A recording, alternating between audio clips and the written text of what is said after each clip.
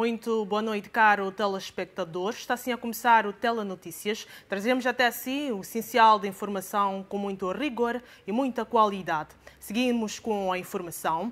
Decorrem as obras de reabilitação da via que liga o mercado Chicalena ao bairro ferroviário na cidade de Maputo, após a degradação visível da via, reportada em várias ocasiões pela FTV. Entretanto, antes da sua inauguração, os vendedores começaram a tomar de assalto a parte central da faixa de rodagem de viaturas. Uma via que outrora era intransitável, principalmente na época chuvosa, mas que agora o aspecto é outro, totalmente diferente do anterior. O que tenho a dizer é agradecer, porque aqui sofremos muito por causa d'água. E agora o município resolveu nos ajudar. Eu estou a ver que o trabalho está a correr muito bem. É muito gratificante, estou a agradecer por isso. Bom, neste momento, o que eu tenho a dizer, o trabalho é meio louvável. Em algum minuto, porque eles estão a tentar preparar a via, que é para as pessoas poderem se comunicar de ambos lados. E pronto, uma outra coisa, não é de um minuto para o outro. Gradualmente a gente vai pondo as coisas. Uma hora, como residente daqui, faz tempo que a gente esperava disso. Isso é uma maravilha. Se concluírem, né? Porque já vão 2, 3 vezes que não conseguiram orar com compromisso. Mas se é que vão concluir, é uma maravilha. Uma coisa não mudou neste local, a aglomeração de pessoas. Estamos no mercado de Esquelene, na via que está a ser reabilitada pelo Conselho Municipal. Mas um dado curioso é que esta via foi tomada de assalto pelos vendedores que aqui estão a exercer suas atividades. Esta via está totalmente intransitável. É sim, só que há um pormenor. As pessoas estão aqui. Eu acredito que elas vão continuar aqui. Até agora elas ainda estão aqui e não vão sair. Porque elas ainda estão aqui. Isso é como se fosse um braço de ferro com o município.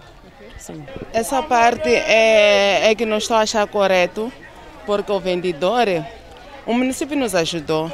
Nós tínhamos que esperar o município terminar o trabalho dele para nós também podermos usar. Assim será muito difícil. Imagine que do outro lado estão a trabalhar, do outro lado está-se a vender. E as coisas não vão correr muito bem, porque ali pode haver polícia, por exemplo, a querer mandar embora os vendedores. Não vão ficar satisfeitos. Ao mesmo tempo, o vendedor não tem razão nesse caso, porque o município nos ajudou. Ainda estão a trabalhar, ainda não terminaram a fazer o seu trabalho e nós invadimos. Isso não está correto. Vai melhorar um pouco, né? Vai melhorar a estrada, mas nós, os vendedores, como não temos sítio, querem nos mandar embora. Não sei onde é que vamos arranjar o pão de cada dia, né? Porque era o nosso pão. Para todo o município, né? É importante, porque vai melhorar a situação de moscas aqui, ora matope, não sei o que tinha, havíamos desde muito tempo. Mas para nós, os vendedores, estamos mal. A senhora sempre vendeu aqui neste ponto? Sempre vendeu aqui atrás, mas agora como puseram esta coisa aqui, estou aqui e dizem que já querem nos mandar embora. Já nos avisaram até hoje. Deviam mesmo nos dar um sítio, mesmo nos dassem bancas, não sei aonde. Nós íamos lá estar, porque este é o nosso pão de cada dia. Assim, eu se não vendo é que não como. Este é o ponto de encontro da pavimentação deste troço, feito pelo Conselho Municipal da cidade de Maputo, que parte da Praça dos Combatentes até o bairro de Albazine. Esta obra surge como resposta às reclamações feitas pelos munícipes residentes neste bairro, divulgadas pela equipe da FTV. Com imagens de Fernando Maluana, Felizarda Mohati para FTV. A comissão mista, criada no âmbito do acordo de paz assinado entre o governo e a Renamo, está a trabalhar para acelerar a desmobilização de mais guerrilheiros do principal partido da oposição à luz do DDR. Temos ainda um total de 5 bases de guerrilheiros da Renamo que devem ser encerradas. Então, esta comissão tem a missão de dinamizar este processo, declarou na última sexta-feira a agência de notícias Lusa, José Manteigas, porta-voz da Resistência Nacional Moçambicana, a Renamo. A comissão, que integra também técnicos do grupo de contacto, tem o objetivo de fazer um inventário nas bases da Renamo, que serão desativadas nos próximos tempos, bem como remover obstáculos que têm estado a atrasar o processo, com destaque para os alegados atrasos das pensões de guerrilheiros que já foram abrangidos pela iniciativa. O nosso grande desejo é ver o cumprimento deste acordo, quer da parte do governo, como da parte da comunidade internacional, que está a mediar o conflito, frisou o porta-voz do principal partido da oposição moçambicana. O Acordo de Paz e Reconciliação Nacional de Maputo foi assinado em agosto de 2019 pelo chefe de Estado, Filipe Nyusi, e pelo presidente da Renamo, Sofo Momad, prevendo, entre outros aspectos, o desarmamento, desmobilização e reintegração da DDR, do braço armado do principal partido da oposição. No quadro do Acordo de Paz e Reconciliação Nacional de Maputo, segundo dados oficiais, 63% dos cerca de 5.000 guerrilheiros da Renamo previstos já entregaram as armas. Das 16 bases daquela força política, 11 já foram desativadas. O acordo foi o terceiro entre o governo e a Renamo, tendo os três sido assinados após ciclos de violência armada, principalmente no centro do país. O Serviço Nacional de Investigação Criminal na cidade de Maputo admite haver dificuldade para a eliminação de raptos no país por se tratar de crime transnacional. A onda de raptos que tem crescido no país e principalmente na cidade de Maputo tem sido a preocupação de muitos, inclusive para a Polícia de Investigação Criminal. Mas o que está a falhar para que esta prática de raptos recrudesça no país? Hilário Loli, porta-voz do Cernic, em conferência de imprensa, justificou que trata-se de crimes transnacionais, o que torna-se difícil a neutralização dos cabecilhas dos grupos, que avançou já ter identificado alguns integrantes. Conforme já disse antes, este é um crime organizado e transnacional. Os autores morais muitas vezes são indivíduos que não se encontram no território nacional. Estamos a falar daquilo que são os indivíduos que identificam as vítimas, que orquestram, que organizam estas ações.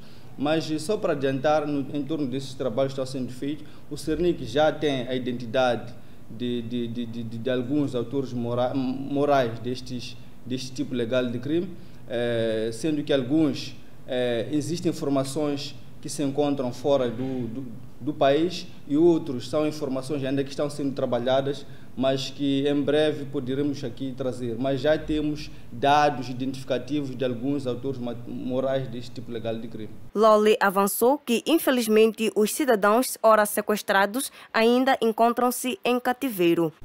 Em relação às vítimas dos últimos casos que ocorreram nessa cidade de Maputo, infelizmente todos ainda encontram-se em cativeiro, mas com os trabalhos que estão sendo feitos, acreditamos que em breve esses indivíduos sejam libertos, porque o Cernic, juntamente com as outras forças, tem feito trabalhos no sentido de encuralar os praticantes dessa ação para que não tenham nenhuma outra saída, a não ser libertar esses indivíduos, ou através dos indivíduos que estão sendo detidos, termos aquilo que é a localização dos cativeiros, para que sejam resgatadas estas vítimas. O rapto mais recente deu-se no passado dia 2 de maio, na Avenida Felipe Samuel Magaia.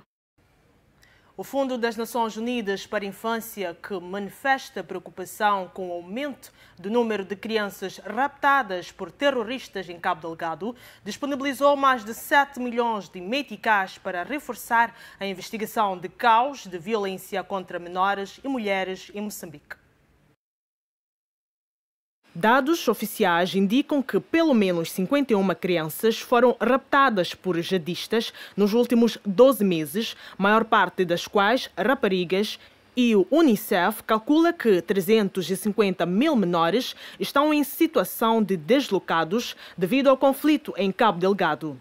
Estes números refletem apenas os casos reportados, estimando-se que o balanço real de raptos de crianças seja muito superior. A representante do Unicef em Moçambique, Maria Luísa Fornara, falando numa conferência destinada a discutir, entre outros assuntos, formas de evitar que as crianças sejam recrutadas para se juntarem aos terroristas em Cabo Delgado, defendeu ser a responsabilidade de todos proteger os menores da violência armada.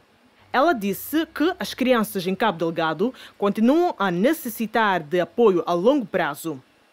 Elas são o grupo mais vulnerável em cenário de conflito e a sua utilização dentro de grupos armados pode ter impactos duradouros na sua saúde e bem-estar. Na sua opinião, a situação das crianças na província de Cabo Delgado é muito preocupante, pelo que é importante que tudo seja feito para reforçar a sua proteção. Os 7,2 milhões de meticais disponibilizados pelo Unicef servem para reforçar e acelerar a investigação de casos de violência contra crianças e mulheres em Moçambique. O valor serviu para a compra de equipamentos para o Serviço Nacional de Investigação Criminal de Moçambique.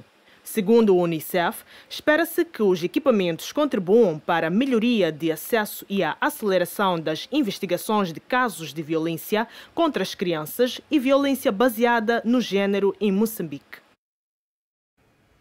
Pois bem, caro telespectador, é momento de darmos uma breve pausa, mas antes, confira a previsão do estado do tempo para Moçambique.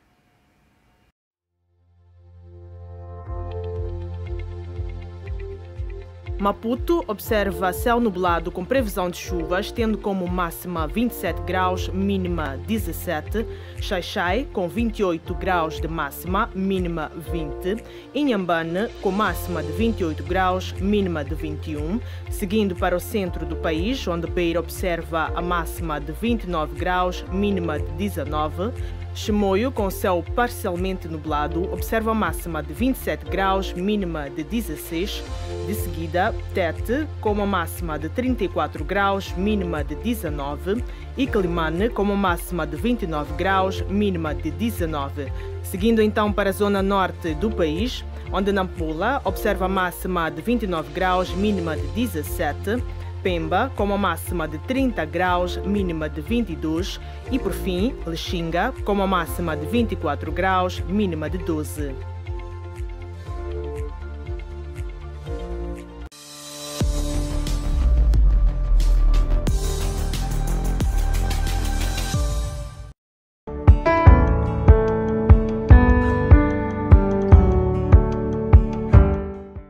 Caro telespectador, pensando em ti, a FTV traz a cada domingo o programa Viver a Vida, um espaço criado para reflexões sábias sobre como trilhar o caminho da vida com tranquilidade, optando sempre pelos atos certos. Trazemos momentos de debate com individualidades entendidas na teologia e outras áreas da ciência. Um homem não pode amar duas mulheres na mesma intensidade. E que esta família, quem tem mais poder, mais força, sou eu, porque eu é que mudo o apelido dela. Okay. Não é ela que muda o meu apelido. Uma alma não tem por intuito como base dormir com um ser humano. Porque quem dorme, quem tem relações sexuais é quem tem corpo. Música gospel, fortes mensagens através da poesia e mais.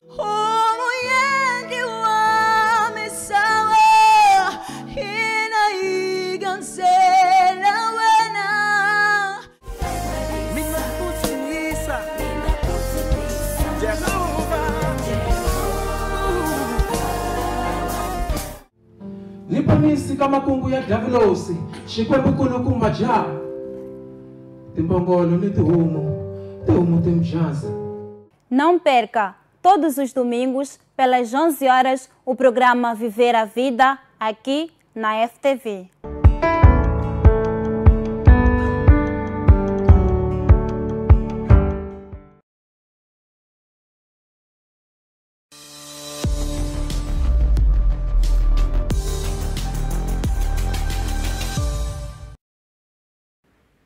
Estamos sim de volta e seguimos com o essencial da informação. A Bajaj Motors é a empresa escolhida para o processo de assistência mecânica das viaturas de transporte público de passageiros movidos a gás, recentemente entregues pelo edil da cidade da Matola. Durante a cerimônia, o edil da Matola avançou igualmente já terem sido definidos postos de abastecimento de autocarros. Recentemente, a cidade da Matola testemunhou a cerimônia de entrega de um total de 34 autocarros movidos a gás para ajudar o processo de movimentação de pessoas nesta urbe. A crescente onda de crise de transportes na Grande Maputo, mais do que ser sustentada pelo déficit dos autocarros, é também pela danificação precoce dos meios de transporte públicos de passageiros. Entretanto, para evitar a rápida avaria dos autocarros recentemente recebidos no município da Matola, o PCA da empresa de transportes municipais avançou o nome da entidade que será responsável pela manutenção dos autocarros. A quando da aquisição das viaturas, houve um contato com a empresa, portanto a agência metropolitana teria a cautelar desta parte que está adjudicada à empresa Majed Motors. Portanto, eles é que vão, nesta fase, portanto, tratar da questão da manutenção das viaturas, junto com o nosso pessoal, no que diz respeito à formação do pessoal. Então, paulatinamente, vamos trabalhar em conjunto, que é para ver se conseguimos também ter o nosso pessoal formado para a manutenção das viaturas. E no que diz respeito às vias a serem usadas e o processo de abastecimento? Tivemos que olhar para os pontos de abastecimento deste combustível. Felizmente temos alguns na Machaba, por onde esses carros poderão partir. Temos outros pontos aqui na Matola Sede. E ao longo do percurso, procuramos ver como é que está o pavimento. Posso dar um exemplo. É possível este autocarro sair de Moalaz até chegar aqui, onde nós estamos, sem problemas nenhuns, porque a estrada está em condições. É possível este autocarro sair de Congolote, falo concretamente da escola Bonifácio Gruveta, até aqui, sem problemas, porque a estrada está em condições. E onde a via de acesso não está em condições? Aonde não se mostrar em condições, falo concretamente dos bairros como Siduava, Engolhosa, Mucatine, Nguamatijana e outros bairros que temos o desafio ainda da asfaltagem e pavimentação. Naturalmente temos outros autocarros movidos a diesel que vamos, conforme dissemos, desafiar a empresa para colocar essas unidades a circular por essas vias. Isto é, quando passa uma estrada asfaltada, logo a seguir o município quer transporte. É este acasalamento que nós estamos a fazer, de construir estradas e encontrar este mecanismo de prover transporte. A entrada em funcionamento destas vias poderá cobrir a área metropolitana da Grande Maputo, que inclui as cidades de Maputo, Matola, Vila de Boane, Distrito de Maracuene e, recentemente, a Vila de Muamba. O diálogo inclusivo é apontado como sendo uma solução eficaz para o fim das ações terroristas que assolam a província de Cabo Delgado, no norte de Moçambique. Esta ideia está patente no relatório sobre resolução de conflito em Cabo Delgado, apresentado pelo Centro e Democracia de Desenvolvimento em Maputo. As experiências globais e militares indicam que, por si só, não resolvem os conflitos militares violentos, particularmente quando estes estão motivados por questões sociais, económicas e políticas, como é o caso de Cabo Delgado. Este é um posicionamento constante num documento apresentado pelo Centro de Democracia e Desenvolvimento, CDD, sobre a situação neste ponto do país. Aliás, Adriano Novunga, do CDD, é possível dialogar com os terroristas, embora não exista um rosto conhecido da sua liderança. Não se vai resolver o conflito apenas com estratégia militar. Esse é o primeiro ponto. O segundo é que diálogo se impõe. Diálogo inclusivo, com participação de todos. Muitos colocam a questão de que não se pode dialogar com insurgência sem rosto. O que nós dissemos, é possível dialogar. É possível começar o diálogo a partir de um atendimento sério, transparente e inclusivo dos vários problemas que nos conduziram onde nós estamos. Para os investigadores João Feijó e Borges Nhamir, a iniciativa do diálogo é fundamental para o alcance dos resultados satisfatórios que podem levar ao alcance da paz. A coexistência de fenómenos de pobreza passaram a coexistir com uma emergente sociedade de consumo. Isto é exclusivo. torna estes jovens facilmente vulneráveis para aderirem a grupos violentos, desde que tenham dinheiro. Era importante falarmos da questão da radicalização em Cabo Delgado. Eu sei que é um assunto muito sensível, porque toca com as nossas crenças, mas houve radicalização em Cabo Delgado. Essa radicalização não começou hoje, não começou em 2017.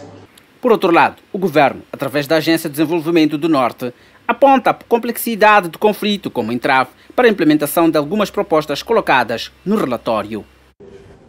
As causas que têm sido reportadas têm captado atenções em diversos quadrantes e nós, como Agência de Desenvolvimento Integrado do Norte, e tendo recebido frequentemente esta pergunta, estamos agora a desenhar um processo de podermos fazer uma análise para vermos exatamente este diálogo. Seria com quem? De encontro à atualidade internacional, o Ministério da Saúde da África do Sul está a trabalhar para convencer a empresa farmacêutica Aspen Pharmacare a manter a sua fábrica de vacinas Covid-19 aberta. A empresa anunciou no início desta semana que está a considerar fechar suas portas porque não recebeu nenhuma encomenda para produzir vacinas. A planta na África do Sul é a primeira instalação de produção de vacinas Covid-19 da África e foi inicialmente apontada como um divisor de águas na luta do continente contra o vírus. O governo sul-africano gostaria de ver a instalação permanecer aberta para atender à demanda decorrente de uma quinta onda antecipada da pandemia. Acreditamos que, através do engajamento com as autoridades de Aspen, seremos capazes de persuadi-los a reconsiderar sua decisão ou atrasar a implementação da sua decisão em relação à quinta onda antecipada, com o número de casos da Covid-19, cita o porta-voz do Departamento de Saúde da África do Sul, Foster Mohale. Estamos trabalhando com as autoridades da Aspen para que essa decisão não seja imediatamente antecipada. As observações de Mohale seguem após o anúncio do presidente Cyril Ramaphosa de que ele estava envolvido em um nível presidencial com outro chefe de Estado para garantir possíveis compras de doses da planta. É motivo de preocupação que as vacinas não estejam sendo adquiridas. Comecei compromissos com os presidentes da Zâmbia, Uganda, Malawi e Quênia. Também estaremos nos engajando com o resto do mundo para obter vacinas feitas na África, disse Cyril Ramaphosa. Pelo menos 22 mortos é o mais recente balanço, ainda provisório, da forte explosão que destruiu parcialmente o Saratoga, um hotel de luxo histórico no centro da capital cubana, Havana. O incidente fez também meia centena de feridos. Eros Barroso, médico da equipa de resgate, afirma que ainda não paramos de trabalhar à procura de pessoas que ainda possam estar encurraladas, mas os cilindros de gás impossibilitam os esforços porque põem em risco as operações.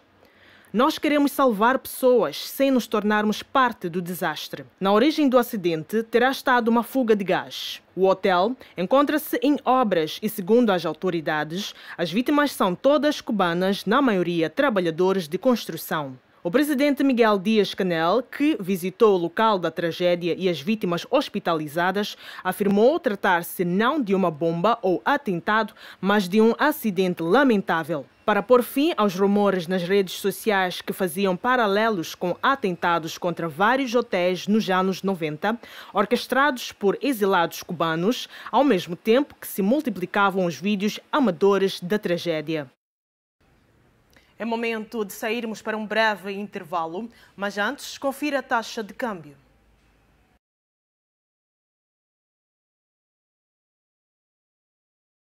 O dólar observa a compra de 63 meticais e 20 centavos e a venda a 64 meticais e 46 centavos. O rand observa a compra de 3 meticais e 94 centavos e a venda a 4 meticais e 2 centavos. O euro observa a compra de 66 meticais e 81 centavos e a venda a 68 meticais e 15 centavos. Por fim, Libra observa a compra de 78 meticais e 1 centavo e a venda a 79 meticais e 55 centavos.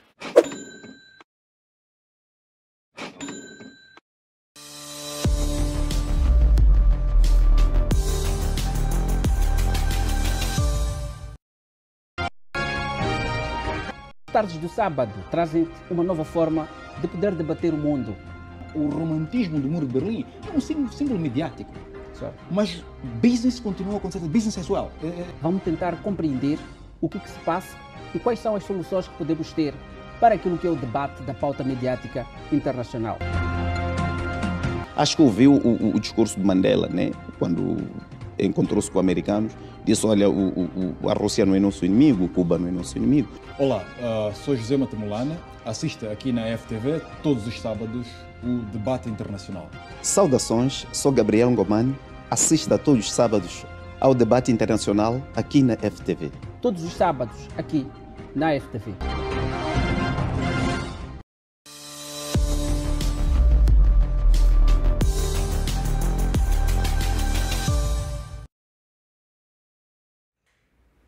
Estamos de volta. Para si que acaba de se ligar, pode nos acompanhar através do nosso Facebook, F Performance Live, e também do nosso YouTube, F Live TV. Seguimos sim com a atualidade informativa.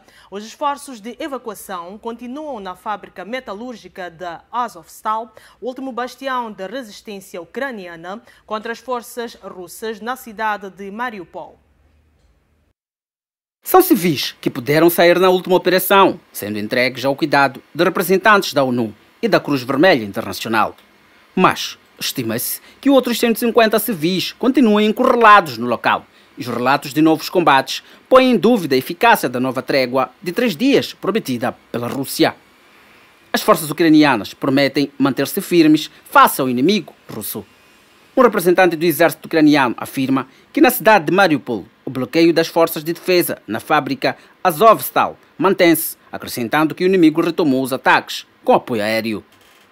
Apesar dos intensos combates e bombardeamentos russos, as operações de evacuação permitiram retirar, segundo o mais recente balanço, cerca de 550 civis das instalações. À volta do último reduto ucraniano em Mariupol, a cidade está completamente em ruínas. O exército ucraniano diz ter conquistado 5 localidades na região de Kharkiv, no leste do país. Kiev lançou uma contra-ofensiva para tentar afastar os soldados russos da segunda cidade do país.